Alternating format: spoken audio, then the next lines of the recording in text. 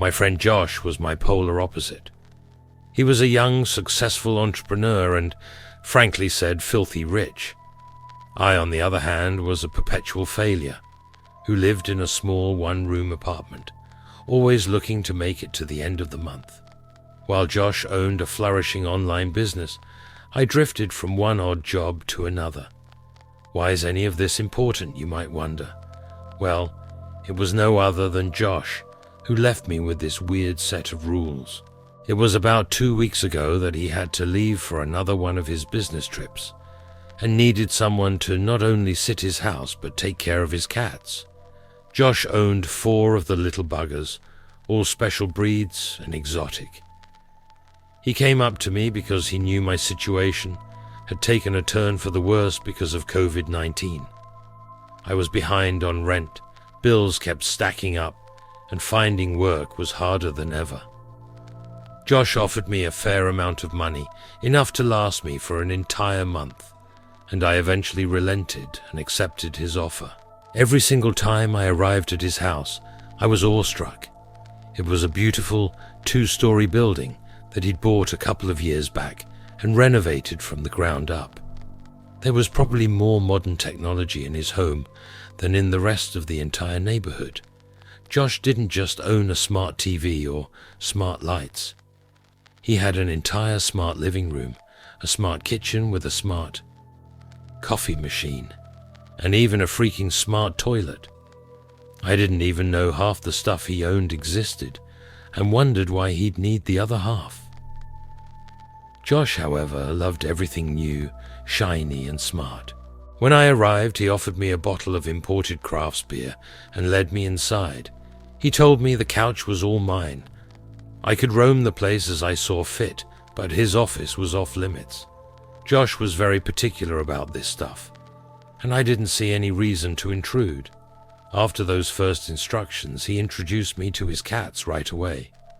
There was an older Bengal, an Egyptian Mau, a Cornish Rex, and a recently acquired Savannah kitten. To be honest, I only remember the different breeds because of his list of notes. I was never a cat person. No, to be honest, I was never a pet person. Once he'd told me all their names, which I'd forgotten the moment he'd left. He handed me an envelope containing his instructions about the cats, or as he called it, the rules. He gave me a little wink and told me to only open them once I'd left. I rolled my eyes but gave him a little laugh. Josh was not only a weirdo, but he'd always been a very immature and childish person. I could already tell that his so-called rules were most likely nothing but bullshit. Still, I humored his antics and put it away on the couch table for now.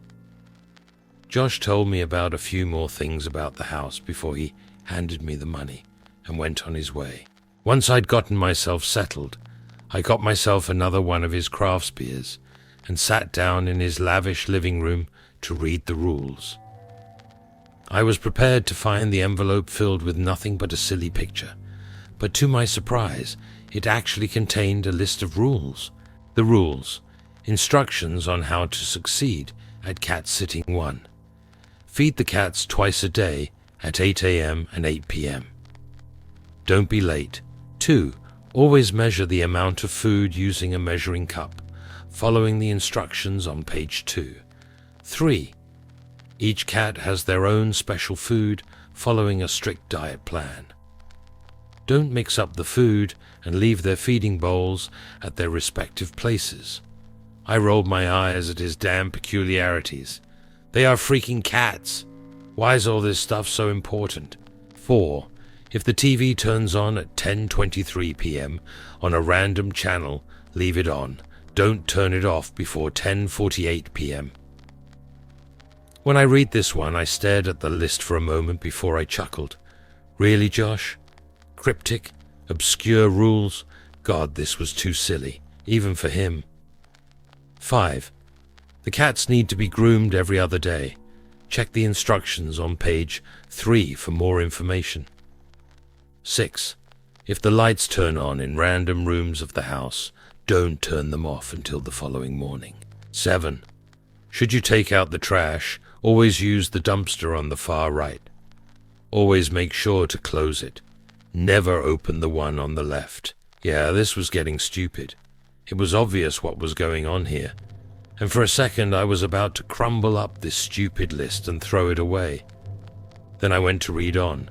Who knows, there might still be something important between all the bullshit. 8. There's an outdoor kennel for the cats. Make sure to let them go out in the afternoon. 9. If you hear strange after 11 p.m., ignore them. And don't try to figure out their origin, just stay in the living room. Again, don't try to figure out where they come from. 10. There might be noises coming from the office at random times during the night. Don't enter at any time. The noises will soon stop again. 11. Each of the cats has a specific nutrient mixture that should be added to their water bowls. Check page 2 for more instructions. Try not to forget about it. 12. If you hear a knock against the window, you must ignore it. Don't let anyone in. She will leave again if you ignore her. 13. Don't use the oven after 10 p.m. It's a little too smart for its own good. Trust me on that one. 14. Ignore any voices you hear throughout the house. There's no one else there. Don't investigate. They will stop eventually. 15. The beer's all yours, but try not to get wasted and break things. Once done, I couldn't help but laugh. This was so typical for Josh. I put the list aside and checked out pages 2 and 3. They were filled with detailed information about each cat. With a sigh, I went through them, trying to understand what the hell I was even supposed to do. Once I was done, it was almost noon. I checked out the feeding and water bowls, but Josh had filled them up, so I didn't have to do anything except letting the cats out in the afternoon and feeding them in the evening. The first day at Josh's place was amazing. I'd said before that I never knew why he had all those gadgets, but after a couple of hours at his house, I could see the appeal. I could call out any song I wanted, and it was played instantly on his amazing 5.1 sound system. I could turn on and off lights with nothing but a wave of my hand, and don't get me started on his toilet. As the hours passed, I watched Netflix on his giant movie projector and drank a few more of the Kraft's beers. Man, this was a life I could get used to. Some of the cats joined me at random intervals throughout the day, eyeing their new roommate curiously. Once it was evening, I followed Josh's instructions and refilled the cats' feeding bowls. It was actually harder than I expected. I was quite tipsy by that point, and Josh owned a plethora of different cat food and nutrient mixes. In the end, though, I got everything right. At least, I think so. I just sat down for yet another movie when I heard sounds from the second floor. It was quiet and barely audible while the movie was playing. At first, I thought it was one of the cats, but when I turned the movie off, I realized that it was a voice, a woman's. A shiver went down my spine. As I listened, it almost sounded like someone was counting. I went from the living room to the stairs and listened. 17, 16, 15, 14, and on it went. Needless to say, I was damn confused and not just a little scared about what was going on. "Hello? Is anyone there?" I called out, but I got no answer. Instead, the numbers continued to decrease until they reached 0.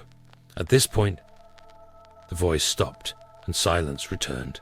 I swallowed, and after another minute had passed, I carefully ascended the stairs. There was no one there, though. All I saw was an empty hallway. I didn't know what I'd expected, and I wasn't sure if I should be relieved or not. Right at that moment, I remembered his list of rules and returned to the living room. There it was. The last one on the list, 14. Ignore any voices you hear throughout the house. There's no one else there. Don't investigate. They will stop eventually. All right, I told myself. This was bullshit. It was most likely a recording that was being played somewhere up there. With another beer as mental support, I went back upstairs. As I checked the walls, though, I found no hint of speakers or a radio. I was about to open one of the doors when I saw a light flickering on and off in a room at the back of the hallway. Fuck this, I told myself. I didn't know what the hell was going on, but I sure as hell didn't want to mess with any of it. It was nothing. Probably a malfunctioning light. Still, when I returned to the living room, I checked every corner of the room before I settled back on the couch. For the first time since I'd arrived, I was happy to see the cats nearby. At least I didn't have the sleep alone here all by myself. When my phone woke me at 7 a.m. the next morning, my head was slightly throbbing. I made my way to the kitchen and instructed Josh's coffee machine to mix me one of its strongest options. With the blackest coffee I'd ever seen in my entire life, I made my way to the feeding bowls. The cats followed me, but kept a clear distance from me. The moment I took out the food, though, they became much friendlier. Oh, I knew what was going on here, you deceitful little creatures. There was nothing special happening on the second day. I spent most of it either in the living room or exploring Josh's home. In the evening, I found my way into his small private library. It was filled with books on self-improvement and a sheer, endless amount of business manuals. Eventually, I discovered a collection of the works of M.C. Escher, hidden between some obscure work of Eastern philosophy and a biography of Jay Gould. I took the Escher book with me to the living room, instructed Alexa to play some ambient music, and went through the book. Something was fascinating about Escher's work. While I was busy studying yet another one of his optical illusions, the room was suddenly flooded by the light of the TV. I jerked up and stared at it. It was set to a random channel, showing nothing but static. How the hell had the damn thing turned on? I checked if I'd sat on the remote, or if any of the cats had been toying with it, but I found it resting on the couch table. I reached out for it and was about to turn the TV back off when I saw the list of rules lying nearby. Hadn't there been something about the TV on there? I found the one I'd been looking for right away. 4. If the TV turns on at 10:23 p.m. on a random channel, leave it on and don't turn it off before 10:48 p.m. When I checked the clock, I saw that it was now 10:25 p.m. Oh, you've got to be freaking kidding me. For a moment I was about to say, fuck it, and turn it off. But then I remembered the weird voice from last night. I told myself again, nothing was going on, just another error in the settings. Still, there was this quiet little voice in the back of my mind, asking me, what if? Grumbling. I put the remote down again and tried my best to ignore the annoying static. Once it was close to 11 p.m., I decided it was safe enough to turn it off again and go to sleep. Thus ended my second day at Josh's home. Over the next days, more strange things happened all around the house. I was still telling myself it was all a malfunction or a coincidence. Hell, maybe Josh fucking with me. But that quiet voice in the back of my mind wasn't so quiet anymore. Every day I found the lights on in random rooms I hadn't even set foot in yet. At other times I heard the strange voice again, always counting down to 0. I tried to call Josh, but I couldn't seem to reach him. When I sent him a message about the weird occurrences, all I got back was a simple, just follow the rules and everything's fine. I cursed at that and almost threw my phone against the wall. To be honest, I almost noped the fuck out of his house by the 4th day. Real or not, this was all a little too weird, and it was getting to me. The problem was, Josh trusted me, and hell, he'd paid me a fair amount of money to take care of his house and the cats, so I stayed. It was by day 5 that things took a turn for the worse, and I should come to regret my decision. I was in the living room, browsing Reddit, when noises reached my ear yet again. This time it wasn't the counting voice, though. Instead, it sounded like someone was banging against the walls. Each bang made me jerk up, and eventually I had enough of this shit. This stops now, I told myself. As I made my way to the stairs, I got another idea. What if Josh had instructed another one of his friends to sneak in and fuck with me? It was a silly idea, but I wouldn't put it past him. More angry than afraid, I made my way up the stairs and soon located the source of the noise. It was coming from his office. I remembered his words. Hell, I remembered the freaking rule about the office, but I didn't give a shit anymore. All right, whoever the fuck you are, knock it off, I cursed. If Josh put you up for this to fuck with me, well done, you got me, ha ha. The banging continued, but soon I heard something else. It was crying, muffled crying. What the fuck? I pressed out. Help me. I heard a quiet, muffled voice from inside the office. My eyes grew wide and an icy shiver went down my spine. It was Josh's voice. Please, this guy broke in and locked me up here. The voice went quiet again. Once more the crying started before labored breathing replaced it. Josh, what the fuck? I got no answer. All I heard instead was more of the labored breathing coming from inside. I didn't even think about the rules anymore. Something strange was going on here. Something very fucking strange. I took a deep breath before I put my hand on the door handle and ripped open the door. What I found inside the office was absolutely nothing. There was his desk, his computer, his whiteboard, books and papers, but nothing else. The light was off, no one was inside, and nothing was in disarray. Then, as I stared at the empty room in front of me, all the lights in the house turned on in unison, only to flicker out moments later. Needless to say, this freaked me the fuck out. I threw the door to the office shut, hurried downstairs, and booked it out of the house. Once outside, I could have sworn I saw lights turning on and off in random rooms of the house, almost as if someone or something was rushing through it, searching it. I went straight home after this. The moment I'd locked my front door, I sent Josh a message asking him what the fuck was going on. All I got was yet another short, obscure message. You said you opened the door. Yes, what the fuck does that even matter? Shit, man. I told you to leave it be and not open it. Well, nothing to do now. She won't go after the cats, and by tomorrow, things should be normal again. You closed the door, right? What the fuck are you even talking about? The hell's the matter with your damn place? Please tell me this is all one of your stupid pranks, and you're fucking with me. This time, no reply arrived. Instead, he called me. Josh explained that his house had a history, quite a fucked up one at that. Back in the day, long before he bought it and renovated it, the place used to be an orphanage. One night, more than half a century ago, the caretaker snapped and murdered the orphans one after another, all while counting down the number of kids still alive until she reached 0. Josh found out after some research that his office used to be the caretaker's old bedroom. It doesn't happen often, but sometimes strange things happened at his house.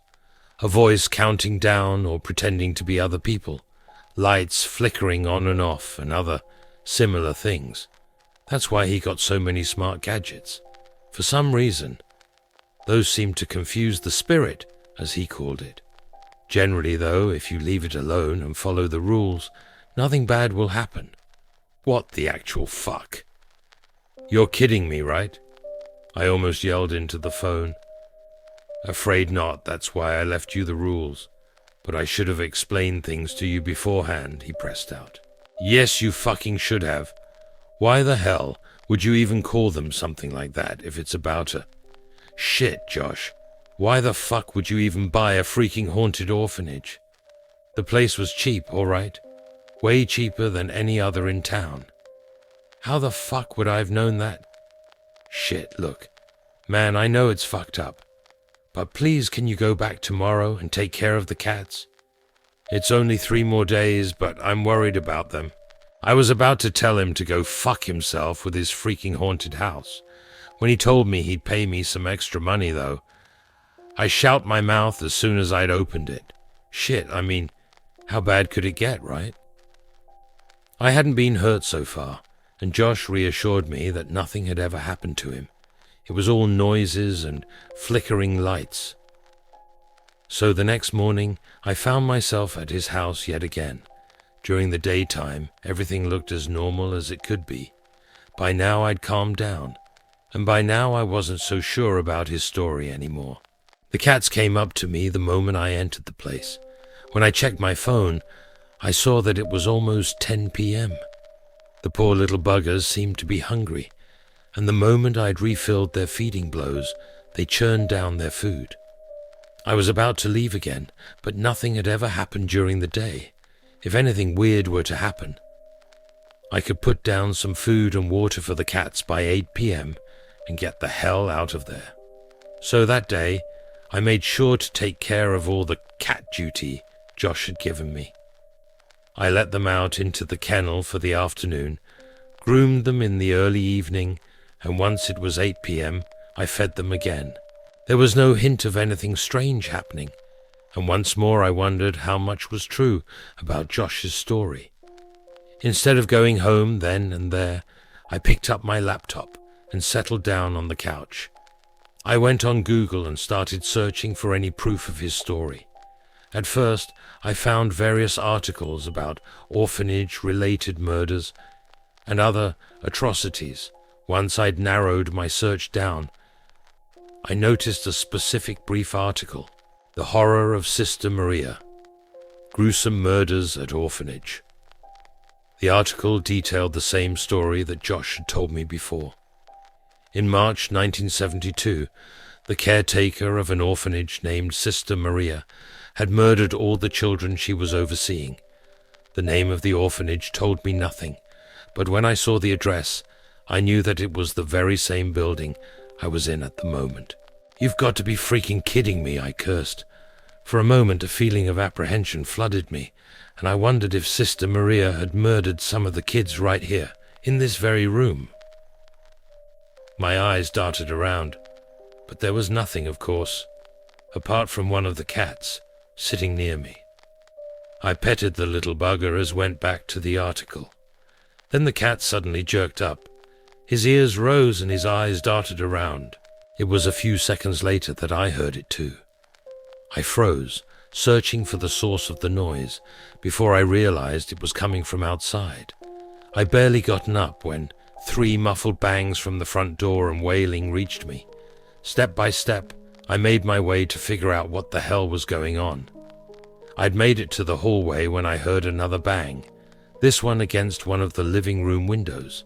For a moment I noticed a shadowy figure outside before it vanished again. Then there was another bang from a different window, followed by more wailing. And then I saw the outlines of a face pressed against the window, staring right at me. 12. If you hear a knock against the window in the middle of the night, ignore it. She will leave again if you don't acknowledge her. That was the moment I lost it. That was the moment I knew this entire thing was real. Her. He'd written it specifically. It had to be the spirit, the ghost of the caretaker. Before it had been noises, flickering lights, something I could deal with, something I could tell myself was a coincidence. But this was different. Once more the figure vanished. I heard more wailing before I heard it from a different window. She will leave again if you don't acknowledge her. I'd stared right at her, hadn't I? What if this thing, this ghost, was no coming after me? For a moment I thought I could hear the counting voice again from somewhere in the house, and at that moment I ran. I was at the front door in an instant, ripped it open, and stumbled outside. And right at that moment I saw it. To my right, in the middle of Josh's garden, there was the shadowy figure of a woman. When it took one step towards me, Panic flooded over me, and I dashed from the house towards my car and jumped into it. When I turned it on and the headlights flooded the area, I could have sworn there was more than one figure. I noped it the fuck out of there without ever looking back. Once back home, I was a mess. Fuck the house, fuck the cats, and fuck Josh. I'd never go near his damned house ever again. I only sent Josh a single message. I'm done with this shit. Then I turned the damn thing off. I was too shaken up about everything that had happened that day. Before I tried to tell myself that it was all a hoax, nothing but a stupid prank. But after what I'd seen tonight, I couldn't do it anymore. That night I didn't sleep. Instead, I turned on every damn light in my small apartment, put on the dumbest movie I could find, and tried my best to distract myself. It didn't work. Every single sound in the entire freaking building made me jerk up. I was a shaking mess. Only when the sun came up was I able to relax, if only a bit. It was by 10 in the morning that my doorbell rang. When I opened the front door, I was surprised and confused to find Josh outside. His face was white, almost sick-looking, and he seemed to be as shaken as I was. "Hey man, we need to talk," he said the moment he saw me. No greeting, no nothing. Right to business. I stepped aside to let him inside. I laid into him right away, asking him what the hell the matter with his house was, and why he was even back right now. He was quick to raise a hand to tell me to be quiet. "I think you better sit down. There's a lot I've got to tell you. We know I fucked up," he started. With that he told me the entire thing, all he'd done, and all that had happened. As it turned out, Josh's home was the definition of a smart home, much smarter than I'd ever expected. There were cameras, sensors, hidden speakers all over the place. He told me he liked to play music all over the house, so he'd installed speakers all over the house. Most of them were concealed and not visible. If you didn't know they were there, you had no clue they existed. I stared at him, not understanding what he was going on about. But then he dropped me a fucking bomb. He'd been fucking with me. The entire thing was an elaborate hoax, just as I'd expected. He'd occasionally use speakers to play tricks on his guests. With me, though, he upped the ante a little. At first, he only added a bunch of weird rules to his list of instructions to play a joke on me. Soon enough, he got a much more devious idea. He programmed his entire freaking house to act out at specific times during the evening and night. Lights would turn on and off. The TV would play static, and weird noises would be played from various speakers in the house. He even recorded himself crying in his office. He even created an elaborate backstory for his house, one that was complete and utter bullshit. "But I read that article," I started, when he looked at me, a mixture of misery and embarrassment visible on his face. I knew the truth right away. He'd even planted a fake article about his house.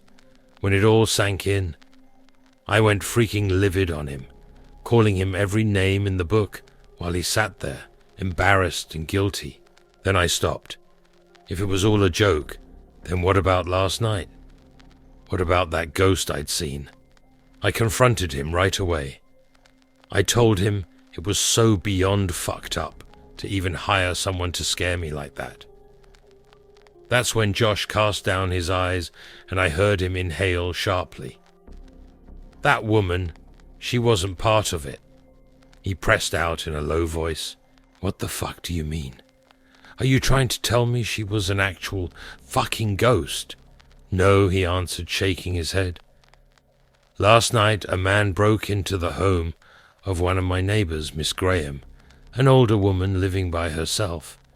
The police is still investigating, but the man must have attacked her, but could not restrain her. She got away badly injured and made her way to the house closest to hers to call for help. "Yours," I answered with a shaken voice. Josh nodded. "What happened to her?" I pressed out after a few seconds of silence. Josh stayed quiet for a long while, only answering after I'd repeated the question a second time, this time louder. Got a call from the police in the middle of the night. My alarm was eventually set off and police checked it out. They found her beaten to death at the back porch of the house. I couldn't speak. My world started spinning, and I almost crashed to the floor. That's when I realized what I'd seen that night, who the figures I'd seen were, and what I'd done. Instead of helping poor Miss Graham, I'd ignored her and left her there to die, all because I'd followed Josh's stupid list of rules. If you appreciate my work, subscribe and press the bell. Comment what should I read next and share this video. This is very important for me. In the meantime, we'll hear from each other again soon.